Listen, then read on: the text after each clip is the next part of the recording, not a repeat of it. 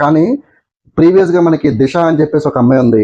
ఆ అమ్మాయికి సంబంధించి నలుగురు లారీ వాళ్ళు అత్యాచారం చేశారని చెప్పేసి వాళ్ళకి కేసీఆర్ గవర్నమెంట్ ఏం చేసిందంటే వాళ్ళని ఎన్కౌంటర్ చేసి చంపేశారు.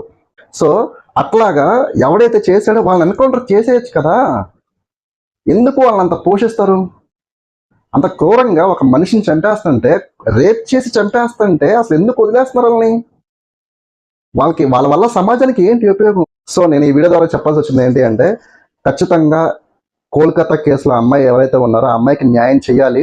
మమతా బెనర్జీ గవర్నమెంట్ ఏదైతే ఉందో యాక్షన్ తీసుకోవాలి. ఎవరినైతే వాళ్ళు హైడ్ చేస్తున్నారో, ఎవరినైతే వాళ్ళు దాచిపెడుతున్నారో వాళ్ళందరూ బయట రావాలి. ఎలక్షన్స్లో ఒకవేళ మమతా బెనర్జీ ఓడిపోతే కనుక ఖచ్చితంగా ఆవిడ కాన్సిక్వెన్సెస్ చాలా వరకు ఫేస్ చేసిద్ది. ఇది మాత్రం పక్కా. ఎందుకంటే ఆవిడ హయాంలో జరిగిన చాలా అరాచకాలు ఉన్నాయి. అవన్నీ మనం ఈ వీడియోలో చెప్పుకోవడం కూడా కరెక్ట్ కాదు. సో ఆవిడ చేసింది ఏదన్నా కూడా, ఆవిడ చేయబోయేది ఏదైనా